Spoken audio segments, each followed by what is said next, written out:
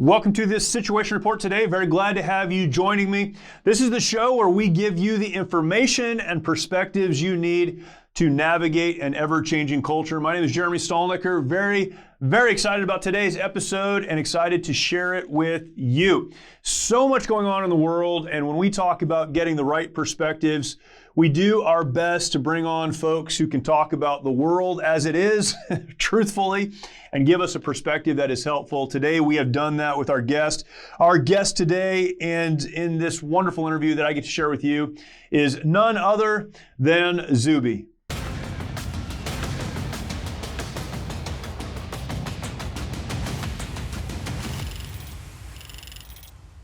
My guest today is Zuby, who needs very little introduction, I'm sure. Rapper, author, podcaster, speaker, coach, just about everything else, and most recently, a children's book author. Zuby, thank you so much for taking some time for us. Hey, happy to be here, man. I appreciate it. I want to talk about your children's book here in just a little while. We'll get to that in a little bit, but I just talked to Trent Talbot from Brave Books last week, and man, what an amazing thing that's happening there. It's pretty incredible, and it's awesome to see you as a part of that.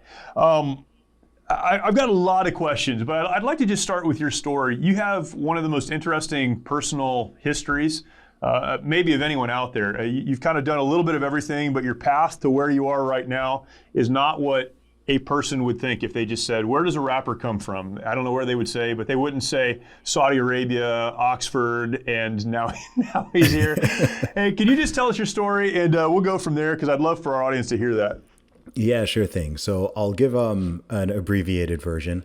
So I was born in the UK, in England to be precise. When I was a baby, my family moved to Saudi Arabia. I went to preschool there. I went to kindergarten up until 5th grade there. I was in a mainly expat community. A lot of people from all over the world, lots of Americans, Canadians, British people from various parts of Africa, Asia, Middle East, all over the world. Very, very diverse community. And my parents are originally from Nigeria, so I guess that's important to know. That's my ancestral background. We're from the Igbo tribe in Nigeria. And after 5th grade, I went to boarding school at the age of 11. I went to boarding school in the UK, so I was still living in Saudi Arabia at the time. And I was flying internationally by myself from 12 years old. So going back and forth between the two countries multiple times a year, doing my studies in the UK, and then going back to Saudi Arabia during the vacation period. And I did well in school. I was a very strong student. I got into Oxford University, where I studied computer science. That's also where I started my music career. So I released my first album. I started rapping when I was in my first year of university, released my first album when I was in my second year of university. And then I graduated when I was 20, spent some time doing my music full time for a year before going into the corporate world. I moved to London, worked in the corporate world for 3 years as a management consultant. As you can hear, this is the typical rapper origin story, of course. And That's exactly what I think of, for sure. Of course. Then in 2011, I left that job to go pursue my music full time. And I've been self-employed since November 2011, so approaching 11 years now. Over the course of that time, I have sold tens of thousands of albums independently with no label. I've put out 6 albums and 3 EPs. Performed live in about 8 different countries, opened for a lot of well-known artists. And I've also now written and released 2 books, done hundreds of interviews, started my own podcast back in 2019 called Real Talk with Zuby. And I do a lot of things. A lot of people know me for a lot of different things. I've got people who know me primarily from my music. Other people know me for my fitness writing. Other people know me for my socio-political and cultural commentary. Different people know me for a lot of different reasons, and that's all good as long as people are aware of who I am and are able to take something positive out of what I do. Then I'm on my mission. Yeah, that's awesome.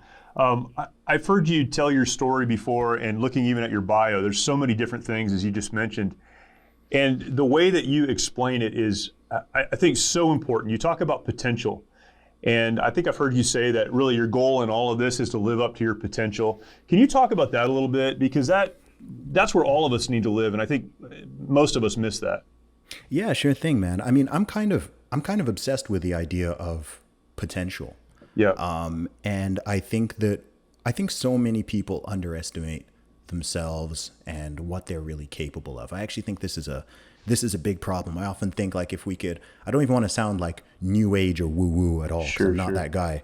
But I think if people could really understand how much power that they individually have, and I think the world would look really different. I think maybe it's the way that people are raised and educated and a lot of the stuff that goes on in society that kind of beats this out of people. Because when you talk to young children, they don't really have a cap on what they think they can do. They think that, they can be, I want to be an astronaut and a football player and a musician and a YouTuber. I want to do this. I want to do that. Right. And I think people keep telling children, you can't do this, you can't do that. You got to be realistic. You got to humble, and it's good for people to be humble and to be realistic, but it's not good to beat the potential and beat the dreams out of people. And I feel like so many adults walking around today have had so many dreams beaten out of them, and that they have so many limiting beliefs, and they themselves don't see, hey, actually, I can do a lot. I can achieve something great. I'm one person, I'm one man, I'm one woman, but I can make a dent in this world. I can make an impact here. And so with what I do, I recognize my own potential. I know that I have the power to be a positive inspiration, motivation, and to make a positive impact in the lives of millions and millions and millions of people. And beyond that, it's my duty to do so, right? I've been given a unique set of talents and experiences and abilities and a capacity that no one else has in the exact same combination that I do. So what better thing can I do than use that as a force for good in the world? And by me doing that, both directly and indirectly, that encourages other people to fulfill their potential. So I've written 2 books about health and fitness, and I talk about a lot of different things because I want people, first of all, to recognize that, and then to go on a journey of self-improvement, mentally, physically, spiritually, relationships, finances, everything.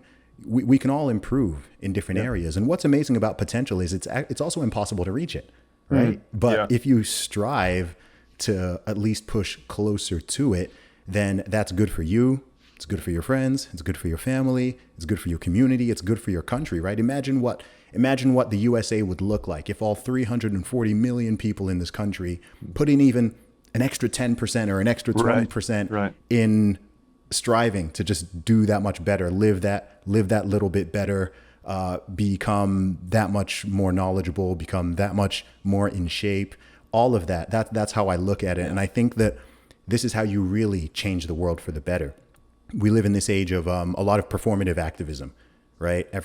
So many people want to put up hashtags or put things in their bio or do this or do that or stand out on the street and shout and scream and tell everyone else, hey, you must do this. You got to do this. You got to vote that way. You got to support this policy. You got to do this. And people were always looking to politics.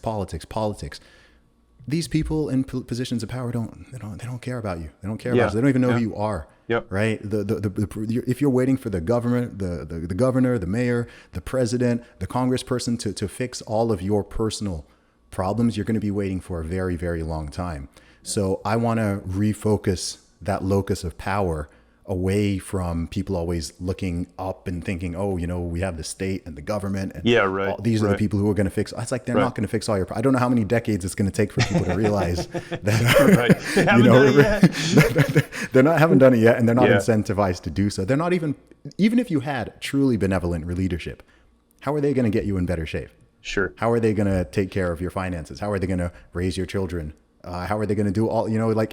They don't even have the capacity to do it. So I'm not a big fan of outsourcing your power and your control and your responsibility and your accountability. It can be scary to take that on yourself, but I want to encourage people to do so because you'll find that it's much more rewarding and you'll actually live a much happier life when you realize that you're the one who's primarily in control of that. Otherwise, you're just a leaf and the wind can just blow, maybe this day it blows in your direction. That way it blows a way that you don't like and it's completely controlling you. Yeah.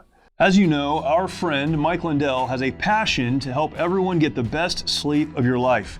He didn't stop by simply creating the best pillow. Now Mike has done it again by introducing his My Slippers.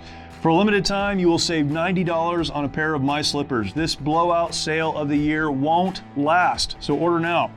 Mike has taken 2 years to develop the My Slippers, and they are designed to wear both indoor and out all day long. Made with MyPillow foam and impact gel to help prevent fatigue, they are also made with quality leather suede. Call 1-800-870-0283. Use the promo code SITREP or go to mypillow.com, click on the radio listener square, and use promo code SITREP. This offer will not last long, so order now with promo code SITREP at mypillow.com. David Goggins says that in his estimation, people achieve maybe 40% of their potential. He talks a lot about that. And, even if you add 10% or you add 20%, you're still not at your potential, but you change your life if you do that. If you're talking to a young person, and I think you have a unique voice with young people, teenagers, early 20s, how do you help them see or understand reaching your potential while also balancing the pressures of, I need a job, I have to pay my bills. There are things that have to be done. There's a difference between someone who is a dreamer and someone who is, legitimately taking responsibility and pursuing potential. How do you talk about that or frame that for a young person who's just getting into this crazy world? I think it's a great question. And I think one thing that young people need, and honestly older people, is encouragement. I said the other day I was driving. I can't even remember where I was in the States. I lose track of where I am sometimes. Right. But I see all these billboards up everywhere, and I thought, you know what? If I were a mayor or a governor, do you know what I'd do? I would make sure that every 20 or 25% of these billboards has a message of encouragement. Right. Because so many people go through days, weeks, months, years, and depending on who you're surrounded by, some people don't get a lot of encouragement. And I think this is a big problem. There's a lot of young men, young women out there, and no one ever encourages them, right? People tell them what to do, people admonish them, people tell them this and that, but they never say, hey, you know what? Like, you're powerful. You can achieve greatness. Like, go for it. We're proud of you. Like, go for this thing. You can do better, right? It's not about, there's a lot of the pushing of the victimhood stuff. Like we get a lot of that of like, nothing is your fault and everything is the fault of this person or this system or that system. But how often is there just a message of, hey, you've got this seed within you. You're not everything that you could be, but you've got the capacity for greatness. And this doesn't need to be a message that's, to answer your question, this isn't a message about any type of delusion. Right? You have to work hard for it. Right? Taking personal responsibility and accountability, achieving greatness in anything is not easy. I mean, if you want to improve your body, you want to lose weight, or you want to build muscle or get stronger, or you want to get in shape to run a marathon, you want to start a successful podcast or YouTube channel, you want to build a business, you want to, even if you're employed and you want to rise up the ranks of your company, whatever it is, it's hard. You're going to have to work. The world is competitive. But if you put in that work, people will help you. I've used the analogy before because I really like it.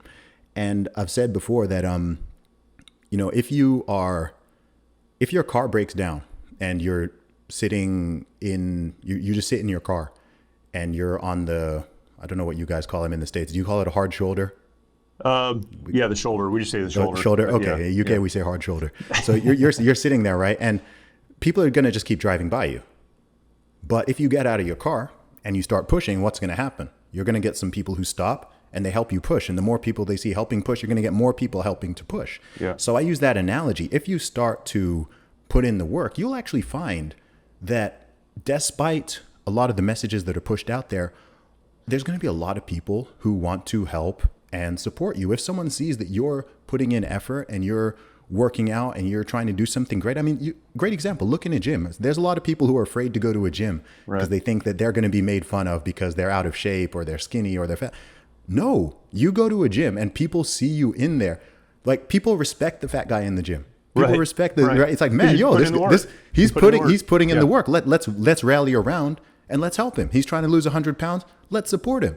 Yeah, you might get one person out of 100 who's mean or who's nasty or who makes a mean comment, but 99% of people are like, yo, I see what this guy's doing. Yeah. He's doing something great. So let's support him. And the more you do that, it ripples outwards as well, because we all affect each other. This is the reality. So, we live in a very individualistic society in many ways. And one of the things that I think makes countries like the USA powerful is the focus on the individual. But we can't lose the fact that we all impact each other. Sure. Our daily actions and lives and habits, these things do have an impact on each other, because what is a society but a collection of people? The things you do have an effect on your family. The things that happen within your family have an effect on the wider community, and so on. So that goes for both the positive and the negative. Yep. If you turn on the TV, I don't like it when I turn on the TV and all I'm hearing is nastiness and hatred and not like, right? Because people watch that and then they go out and it makes them more likely to kind of spread that same energy. Whereas if people are getting positive messages and they're hearing positivity, they then are more likely to go out and spread positive, and it all reciprocates. Yeah, it all ripples outwards. It all reciprocates in these waves. And it's very hard to measure these things exactly, but we know that we know at the core that it's true. And so I try to do my best on keeping my overall message positive within my music, on my podcast, appearances, public speaking, everything I do. So I'm very realistic and grounded in reality, and not trying to hide away from confronting some of the issues that I think need to be confronted. But I think it's important. You use the word framing. I think it's always important to frame it in a positive way, because then people can recognize why it matters. You want to have something for people to be drawn towards, not just something for them to be trying to avoid or pushing away from. Yeah, that's great. Encouragement is so powerful, and the examples you gave are great. Although I will say, if you're pushing your car on the side of the road in the United States, someone may throw something at you out the window too. So that is something else that could also happen. But yeah, hopefully people will come along and help.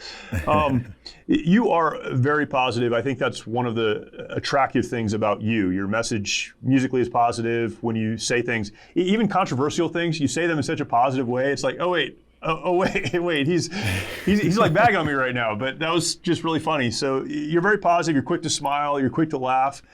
You point out things that are going well, which a lot of people don't do.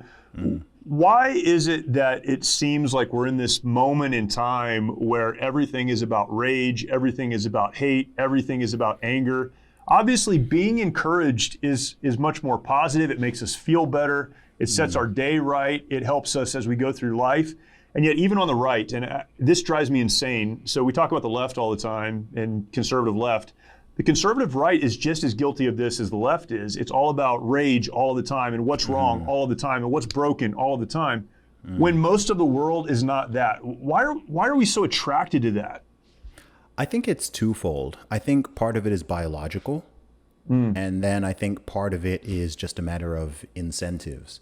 So I think that I'm not a biologist or a psychologist, but you did go to Oxford, so you've got that going for you. Yeah, but one thing I do know, and if you study marketing or even advertising or journalism, you'll know this, which is that human beings we're generally more sensitive to negativity and loss than we are to positivity and gain.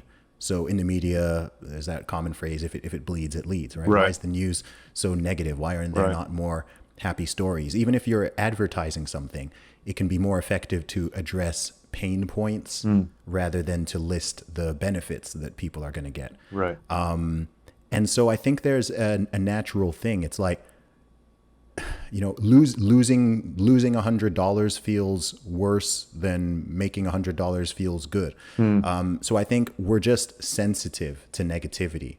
So I think that when things are generally going well, we don't really take note of it, and there's something just. I guess. I mean, it makes sense. I guess it's a survival mechanism. Sure. I guess if you were to go back to certain amounts of times, it's very important to be threat sensitive and to be danger sensitive. But I think that we now live in a relatively very, very, very peaceful and calm and relatively low stress time in terms of the proper definition of stress. But we still have that hard wiring. So I think that's the biological reason. And I think then there's the matter of incentives, which I guess is linked to the previous one. But when it comes to, say, things like the traditional media, it's driven by clicks. Right, it's driven by clicks, and the best emotion to trigger if you want to get clicks is outrage. Right, people click more and they share more based on anger, based on outrage than they do based on things that make them smile or things that make them feel good. So whether you're on social media or you're looking at traditional media, the stuff that's likely to be a story, the stuff that's likely to spread, it's got something about it that is triggering or is offensive or is divisive or is polarizing. So there's always that urge to focus on it.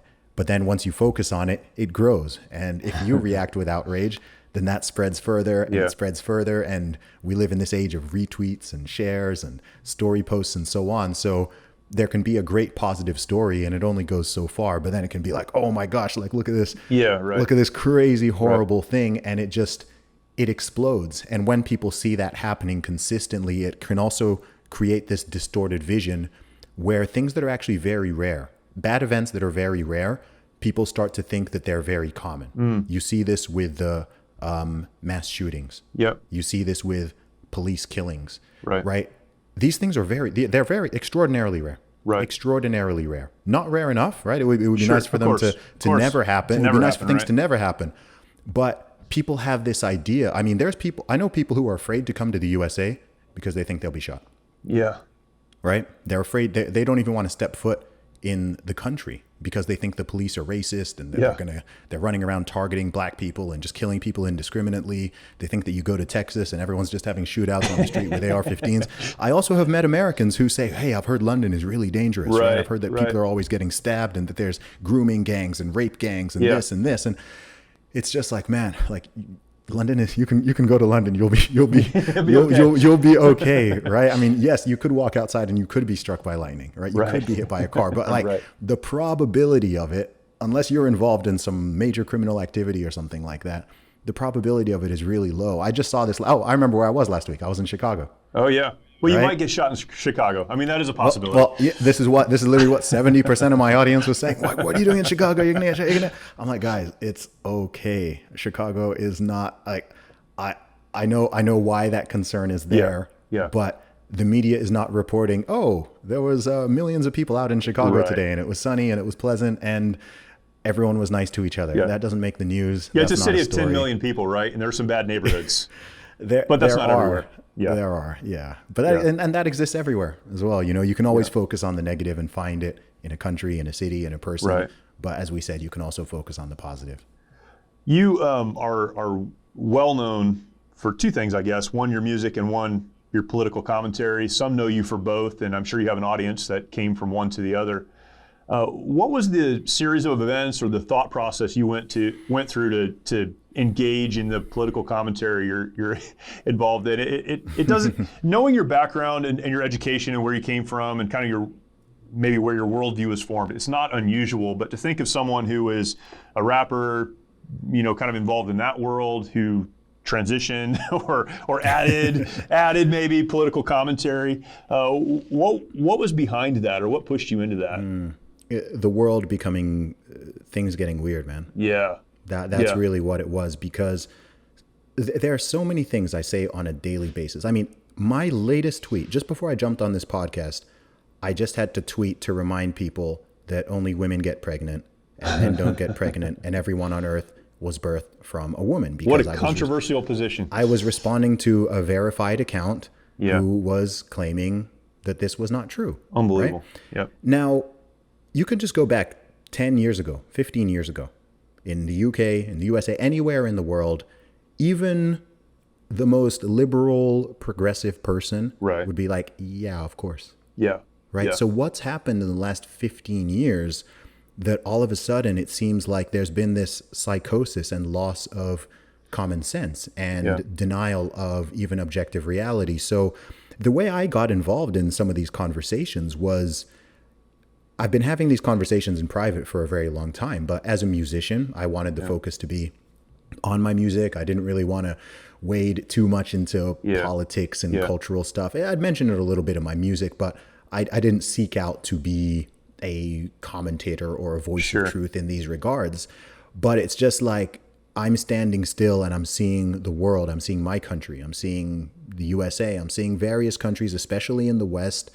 I'm seeing all these, to use Dr. Gad Sad's term, idea pathogens spreading throughout society. All of a sudden, people are questioning reality itself and making claims and statements that are not making sense. You're suddenly seeing, why are grown men twerking in front of children? Why are people trying to push this on kids? What like, there's so many things going on. And I just started to notice a lot of that stuff creeping in.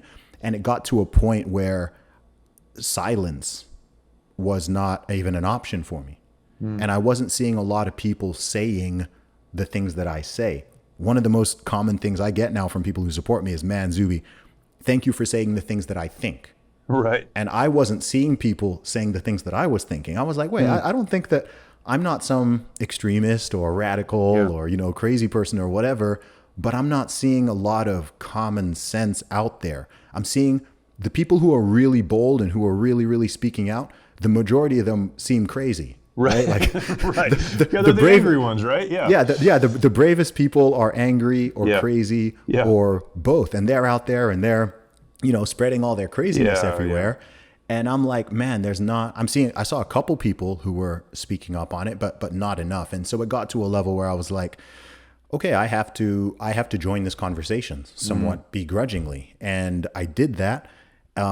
Where it really blew up, of course, was with my famous 2019 tweet where I broke the British women's deadlift record whilst claiming I identified as, right? I mean, that was 3.5 years ago now, man. And 3.5 years later, this is still a conversation. Yeah, a bigger this is conversation. It's a bigger conversation. I mean, what is going on? Like, again, 10 years ago, this would not have been an issue. It wouldn't even have been viewed through any type of political lens. We're just talking basic biology, objective reality. There are men, there are women. Men and women are different. Our biological functions are not exactly the same. Men are bigger, stronger, faster, so on. This is why for our entire lives and beyond that, we've had men and male and female sports segregated, not because of sexism or some type of bigotry, but because of basic fairness. And you're just seeing all of these ideas being thrown out the window. And so that's really what makes me vocal. It's not that I have some real political agenda I want to push. If I have an agenda, it's what we said about encouraging people to self-improve. But in the political arena, I'm just trying to make sense, right? We're living in an age of lies, and a lot of people are not willing to just be honest and to tell the truth and to have conversations. And even when people, there's all the censorship going on and the deplatforming, all of a sudden people are, again, freedom of speech didn't used to be a controversial issue. Right. Now you've got people saying, oh no, freedom of speech is bad. We need more censorship. Sure. We need more deplatforming. We need this, we need that. Look at the past 2.5 years we lived through with the whole pandemic situation. All of a sudden, you know, freedom out the window, liberty out the window, civil liberties, individual rights, all of that stuff just got thrown out the window, not just in China or in countries that are much more authoritarian, right? But in places like the UK, USA, Canada, Australia, New Zealand. I mean, I grew up in Saudi Arabia. I remember when Westerners used to tell me, oh my gosh, I can't believe they make women cover their face in public. Right? You know, and here we are. And people are like, oh, well, that's different. How dare you make that comparison? And I'm like, well, authoritarianism is authoritarianism, right? It looks the same everywhere. Is it really so different? They're like, well, this one's for science. I'm like, is it really for science though? For science, right? If you're trying to, you know, all the coercion, all the force, all of that. So yeah, you know, it's been a strange few years, and I've just been vocal on that because maybe it's my personality type. If I see something that I think is really, really wrong or is really, really going wrong, I feel compelled ethically to say something. I can't just, you know, it's like seeing someone running towards a cliff and I know there's a cliff there. It's my duty to say, hey bro, there's a cliff. If you keep running, you're going to go off this cliff. And I think our countries are in quite a precarious situation where a lot of the great stuff that has been done and has been achieved could quite easily be undone if people are not careful. Worldview, for me, frames everything. I think for all people it does. Whether people can identify their worldview or not, we all have one. That's the place from which we operate and we see the world. Can you talk about your worldview, where that was developed or where that came from? Again, in your music world, most people would not consider those in the rap community or the hip hop community to have a conservative worldview. You do. Can you talk about where that was developed and kind of how you see the world or whatever the lens is that you see it through? Well, I don't know. A lot of rappers, especially American ones, are very pro free speech, very pro gun, very pro.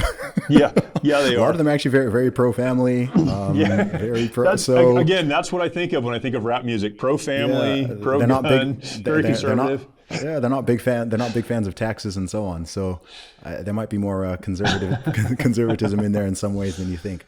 But I think my worldview, like everyone else, is a combination of my personality, my background, my upbringing, my experiences, and my sense making and learning. I've had the blessing to be able to visit about 40 different countries and to live in multiple different countries and to experience a big range of different cultures. Right. So as we said, my blood is from Nigeria. I was born in England. I was raised in the Middle East. Yeah. Spent a lot of time, attended an American school for a while and have spent a lot of time in the USA and traveled actually to more states than I think most Americans have. Yeah. And so I've just got this wider perspective.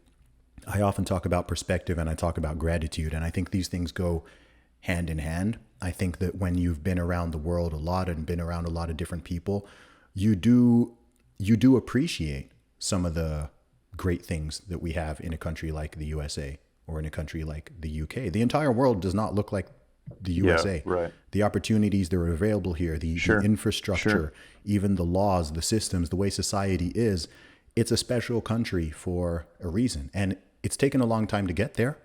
And it's not perfect, right? There are many, many things that I would love to see improved in your country, in my country, and so on. But you have to still be grateful for what it is. I often ask people, do you think you have it worse than your grandparents or your great grandparents? Anyone honest says no, right? Of course I have it better. I have it better than them. Sure. And that also, do you think you have it better than most people around the world? Like there's billions of people in this world who do not have access to some pretty basic things. Right. There's no guarantee that they turn on a tap and clean water comes out. Yeah. They hit a switch and light comes out, where they pee, where they poop. Right. A lot of people don't have plumbing, like let alone broadband internet and the power to create a magical podcast like this. So we have to be grateful for these things, because when you're not, you undermine it and you start to destroy the things that are really, really good. So for me, a lot of my perspective has come from that traveling and that experience. And also just the experience of different cultures. So I don't really have I don't really have like a cultural default in a way. I'm British, but I'm not like your typical Brit. I'm Nigerian by blood and ancestry, but I've grown up in a very Western way. I lived in Saudi Arabia for 2 decades, but I'm obviously not Saudi, and I'm not from there. Right. I'm kind of an outsider in a way, no matter where I go. Even in my home country of the UK, everyone thinks I'm American, for goodness sake. So, so no matter where I go, I'm always kind of an outsider in a way. Yeah. I'm kind of this world citizen. So I guess it allows me to see things a bit more dispassionately and a bit more objectively, and to kind of appreciate the pros and the cons and the strengths and the weaknesses of different systems and countries and ways of doing things. And a recognition, and I think it's quite a humble recognition, that nowhere is, nowhere is perfect or even close to it. There's many different ways you can structure a society. There's different ways you can structure a government. Right. You can have very different types of laws. It's weird for me. Like if I go to somewhere like California or Nevada or something, and I'm just seeing like advertisements for cannabis. Yeah. Yeah. Right. I grew up in a country where you could be executed for dealing that. Yep. Right. And so I've seen, I've seen both of those things, right? Yeah. And then you see the problems in this place, and you see the problems in that place, and you see the overlaps, you see the differences, you see what works in this culture, and not everything that works. Here's another thing some people don't understand, is that just because something works in one place doesn't mean it works everywhere. Yeah, that's good. Right. That's an important thing to say. People think that, well, I do it this way. We're always comparing the United States to like Denmark. Whatever. Yeah, Denmark, right? Like there is nothing we're the same color. That's about it. There's nothing else that even relates. Yeah, you're exactly right. Yeah, exactly. People will compare the USA of 340 million Yeah, it's people nuts. It's nuts. to a country with like 6 million or Right. something like that, and be like, well, it California, works. where I live, is bigger than Denmark. Yes. Exactly, dude. Even the UK. I mean, the UK is a country that punches above its weight, but the UK is smaller than California. Yeah. The UK is Yeah. smaller than Texas. Yeah. And keep in mind, the UK is 4 countries, right? That 4 country conglomerate is smaller than individual states Yeah. within the US. So even between those 2 countries, you can't just easily say, oh, well, Yeah, the UK right. does this, so Right. let's just do the same thing. You're talking about very different demographics, totally different geography, a whole different scale. That's right. And I think that's one thing. One thing I love about the USA is the fact that there are 50 states. I mean, that in itself is really, really cool. I think it's dope that you've got such a broad range within one country in terms of the culture, in terms of the weather, the way stuff looks and the environment, the Yeah. type of people, the culture, even the laws, all of that. I think that's cool. It can be a little bit chaotic. I think it's one reason why the USA is a much more chaotic country Yeah, than the right. UK is, for example, let alone Denmark or Sweden. But with that comes a lot of opportunity, comes a lot of diversity in the truest sense. I don't just mean the sort of superficial people having different skin colors way, but a lot of different ideas and entrepreneurship. It's not by accident that so many big companies and entrepreneurs come from the USA. That's not by accident, because there's countries with similar, or there's countries with bigger populations, and there's not the same amount of innovation because they're more homogenous, and there isn't the opportunity for capitalism to thrive, and there isn't the same atmosphere and infrastructure. So I just recognize all of this stuff, man. That was a very long-winded answer. No, that's good. I recognize all these things, and that's where my worldview comes from. Yeah, that's good. We are so polarized often in our thinking that, my way, wherever I was raised, whatever my experience is, that's how I see the entire world. And it's so much bigger than that. I could talk more about that, but let's talk about Candy Calamity, your recent children's book. I first of all, I just want to go on record as saying I think Brave Books is awesome. I think what is happening there is absolutely incredible, because there are people trying to influence our children, and we need to influence our children as well. This is a great way to do that. How did you get involved with this? And then maybe talk about what the book is about.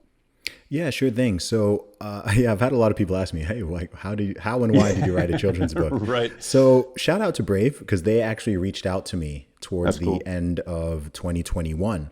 I didn't have plans explicitly to write a children's book, but they reached out to me. I was actually already familiar with them because I know some of the other authors who have done books with them. And they reached out and said, hey, we'd love to collaborate with you on a book sometime next year. You can pick the topic and obviously write it and everything. I was like, you know what? I've gotten quite far in my career by saying yes to random things. So That's good. I'm more of a why not person than a why person.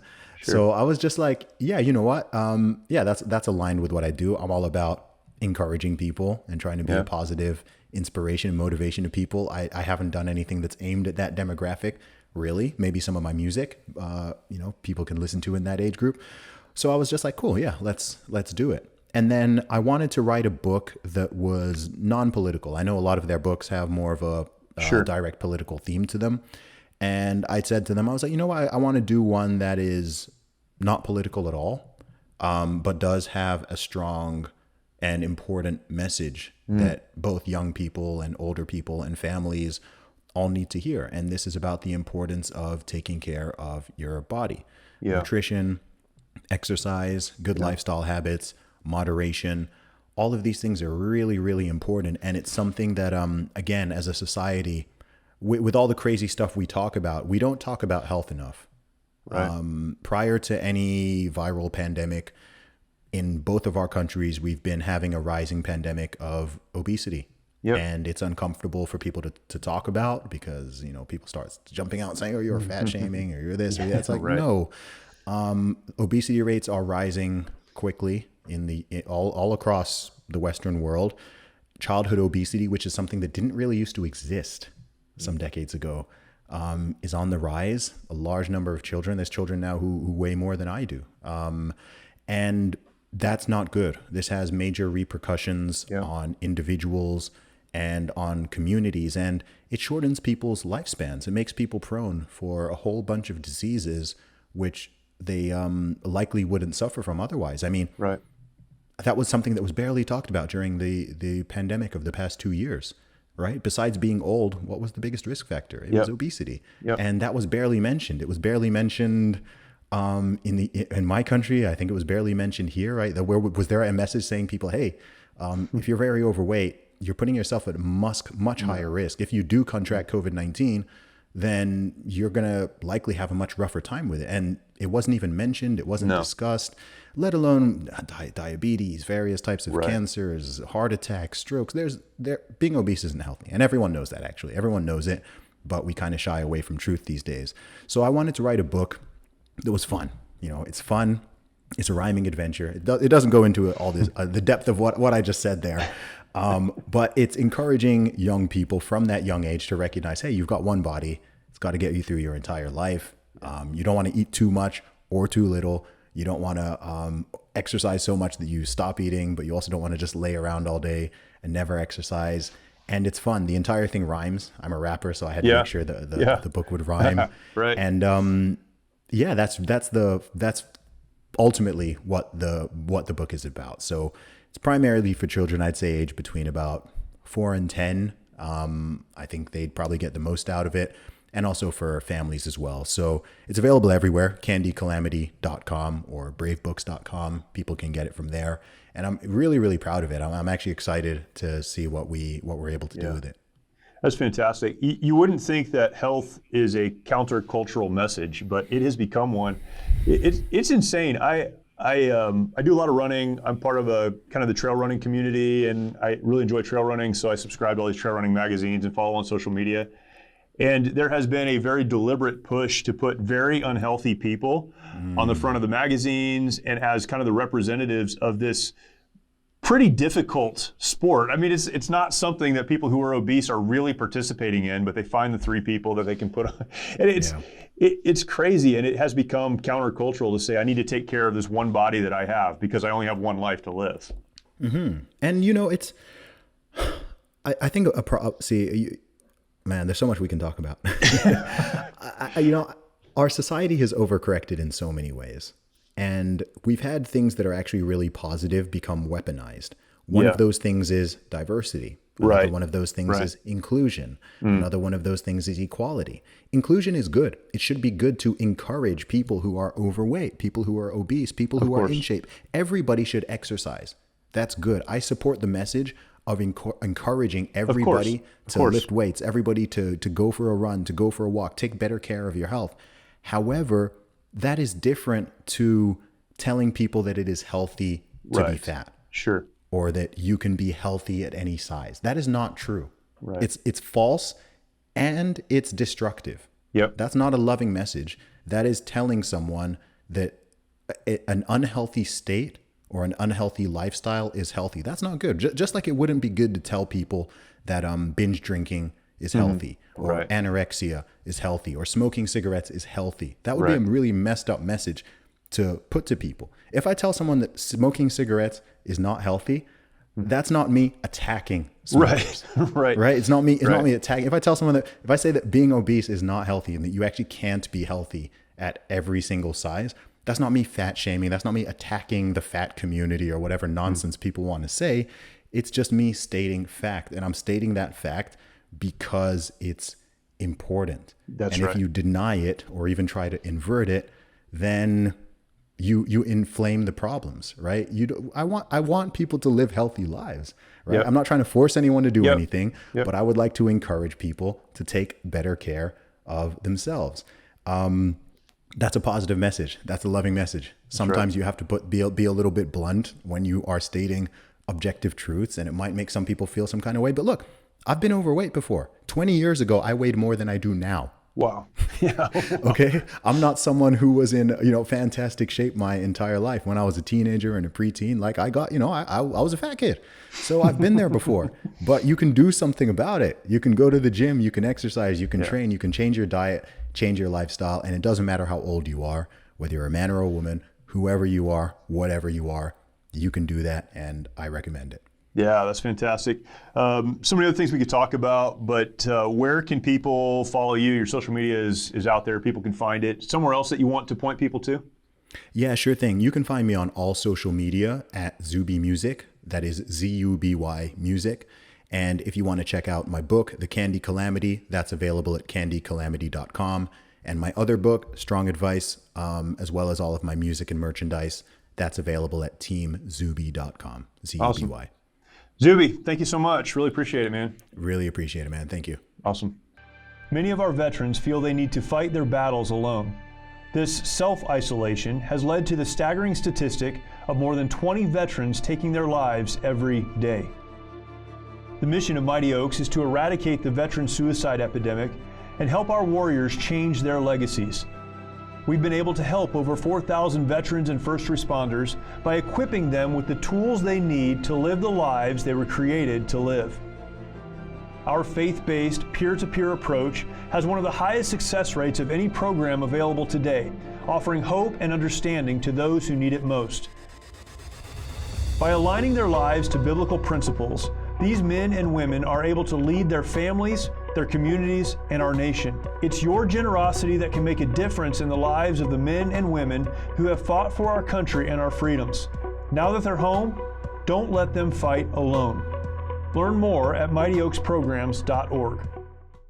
Another great conversation. That was one of those interviews that I probably could have kept asking questions. It could have been one of those 3-hour episodes. Maybe we'll have the opportunity to do that again, but so many good things there. I appreciate the insights and the perspectives. Thank you for joining us. Really appreciate you joining our conversation here 3 times a week. If you are not yet subscribed to the podcast, subscribe now. Wherever you're listening from, make sure you're subscribed. And then take some time, go over to YouTube. You can find this episode and an archive of previous episodes on YouTube. Go to YouTube, then search for The Situation Report. You'll find our channel there. Subscribe, hit the notification bell. That lets you know when this and other content comes online that we would love to share. Thank you. We will talk to you next time.